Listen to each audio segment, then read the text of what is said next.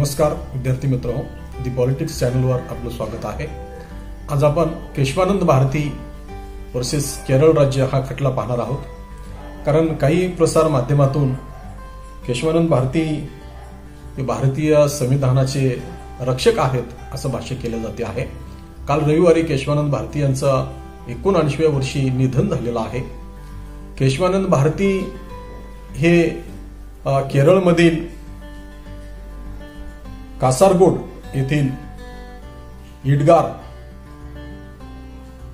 आश्रमाचे मठाधिपती होते आणि त्यांनी त्यांच्या आश्रमाची 400 एकर पैकी 300 एकर जमीन कुळाने दिली होती आणि केरळ सरकारच्या कुळ कायदा 1963च्या कुळ कायद्यानुसार ती जमीन चालली म्हणून त्यांनी सुप्रीम कोर्टामध्ये अपील केली आणि कोर्टाने मग हा सगळा निकाल दिला आणि त्यामुळं हा निकाल मूलभूत अधिकार आणि सरकार यामध्ये जेव्हाही संघर्ष होतो तेव्हा आपण या निकालाकडे पाहतो। हा असा एवढा महत्वाचा निकाल आहे। पण केशवानंद भारती यांचा संरक्षक म्हणून उल्लेख करणं हे गैर आहे। कारण भारतीय राज्यघटनेचे ते संरक्षक आहेत असं म्हणणं हे आक्षेपार्ह आहे, किंबहुना ते दिशाभूल करणार आहे असं म्हणावं लागेल। कारण केशवानंद भारती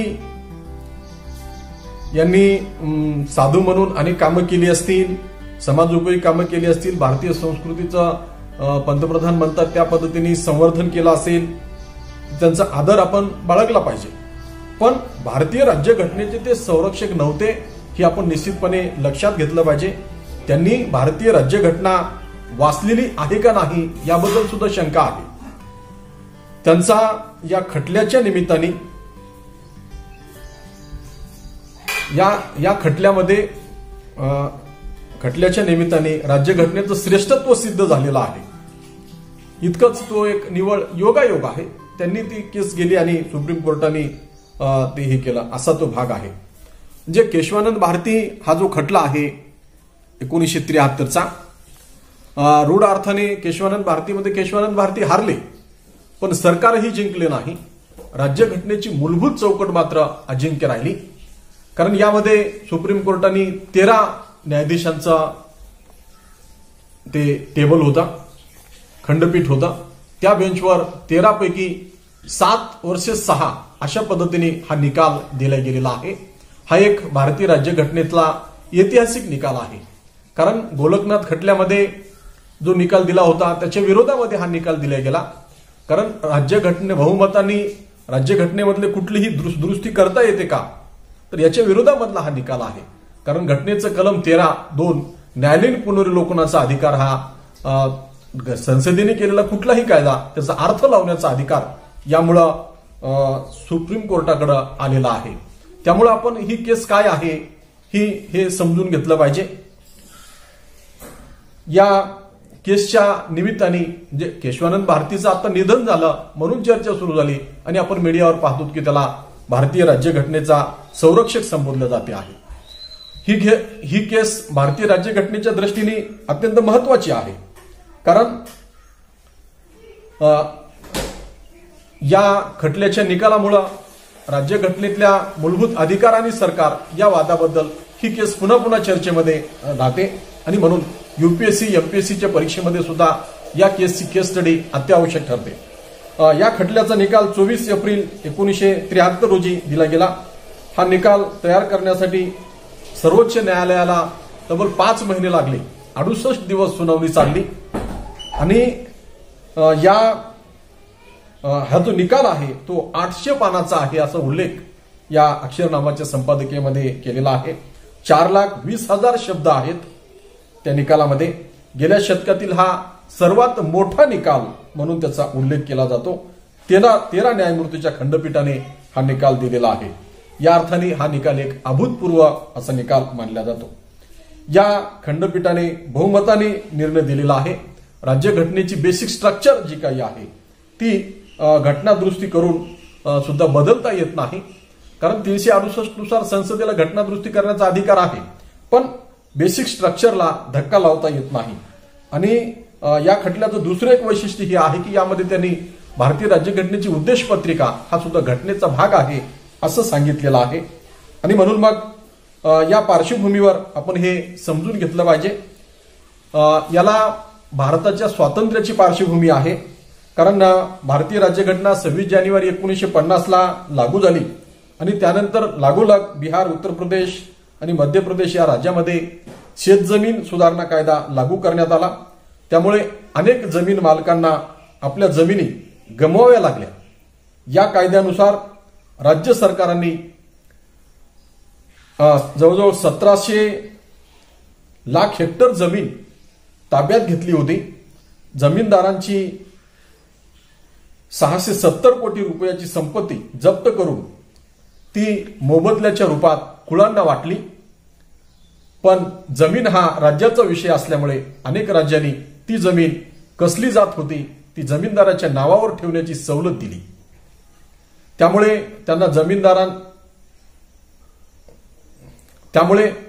त्याचा जमीनदारांनी फायदा घेऊन आपल्या जमिनी वाचवल्या होत्या.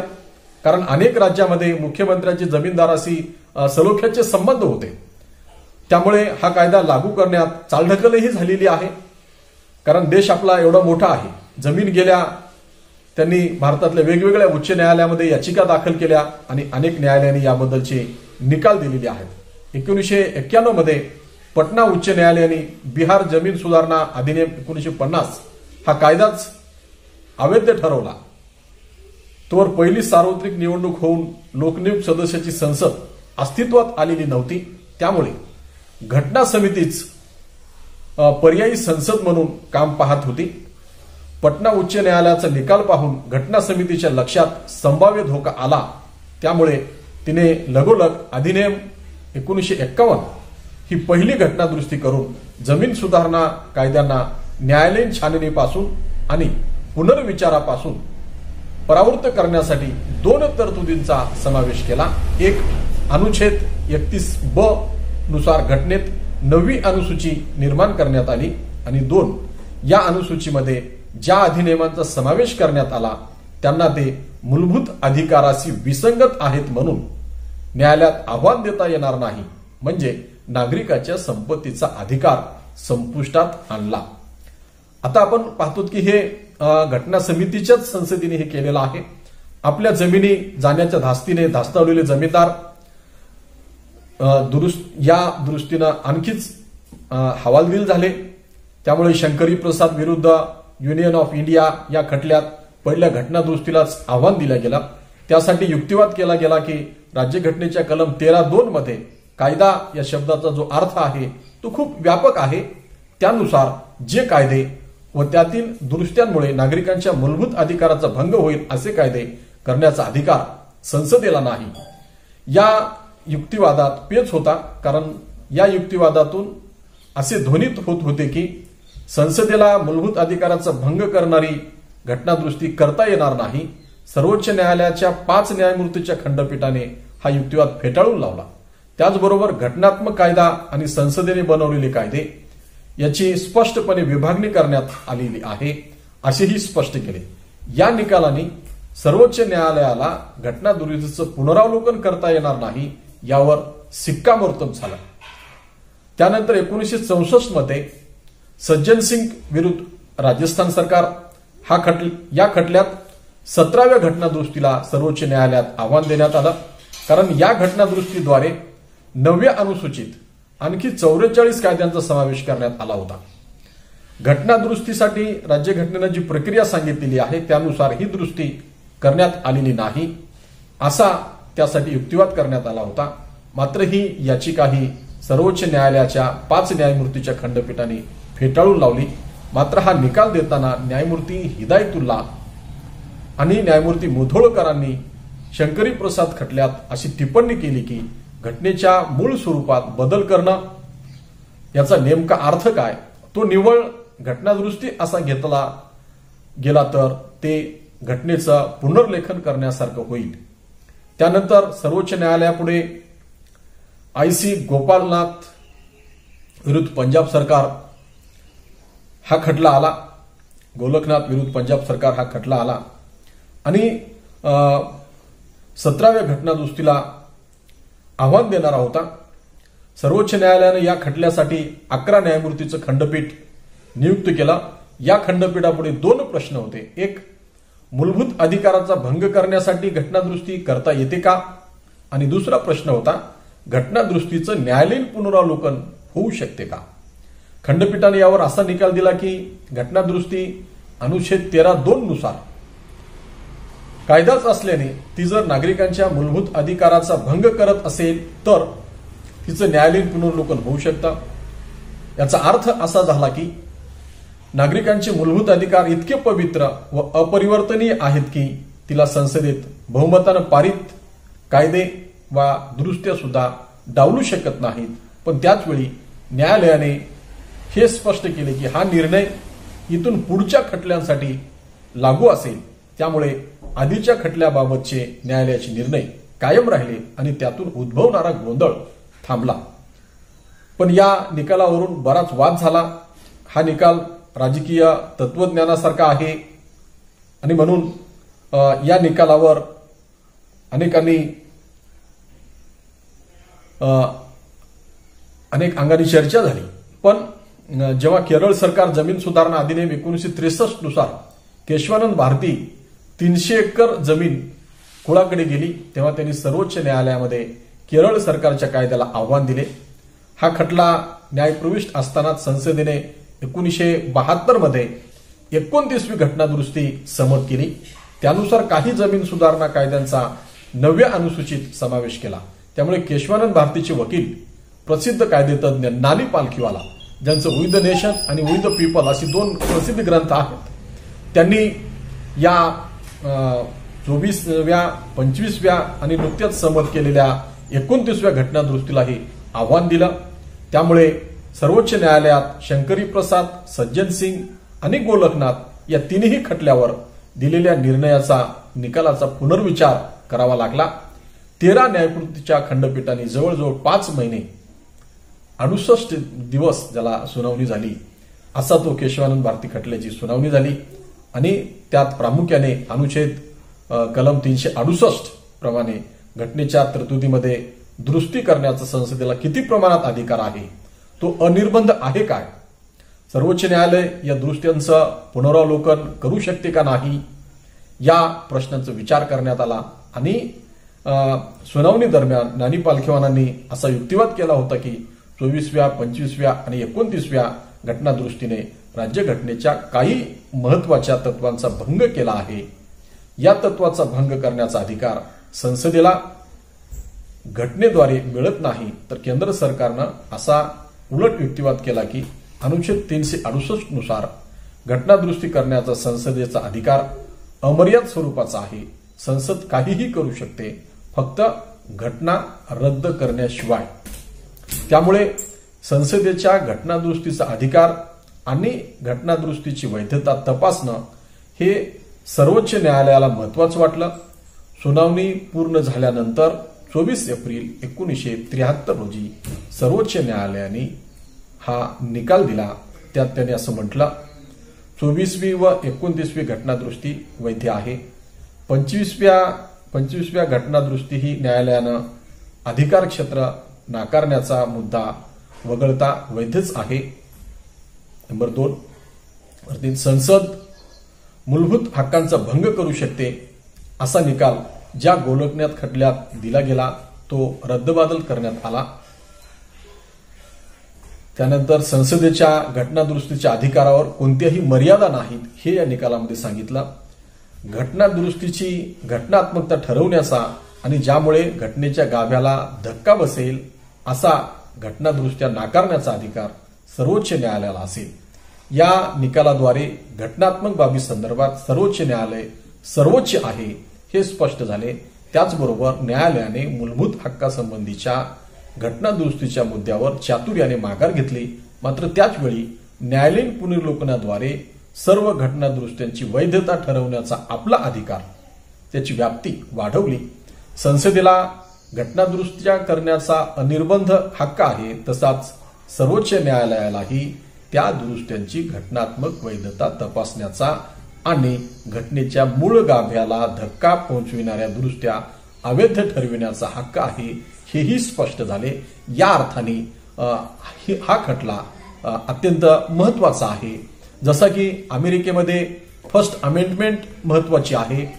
फर्स्ट अमेंडमेंटमध्ये ज्या गोष्टी झाल्या आणि मग अमेरिकेची पहिली घटनादुरुस्ती जेवढी महत्वाची आहे तेवढीच ही महत्वाची आहे, किंवा जर्मनीने हिटलर नंतर केलेल्या ज्या सुधारणा आहेत त्या जितक्या महत्वाच्या आहेत तितकीच ही महत्वाची आहे।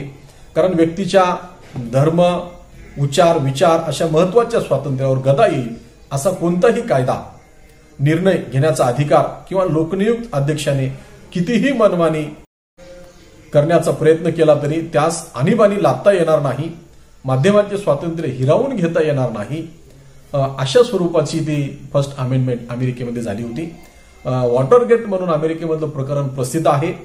तेव्हाचे तत्कालीन राष्ट्राध्यक्ष रिचर्ड निक्सन यांनी राष्ट्रहिताचं कारण पुढे करून माध्यमाची मुस्कटदाबी करण्याचा प्रयत्न केला होता, पण त्यास न्यूयॉर्क टाइम्सने सुप्रीम कोर्टामध्ये आव्हान दिलं आणि सुप्रीम कोर्टाने माध्यमांचा विचार, लेखन स्वातंत्र्याचा अधिकार या पहिल्या घटनादुरुस्तीच्या अंतर्गत येणाऱ्या बाबी आहेत म्हणून एक अभूतपूर्व असा निकाल दिला।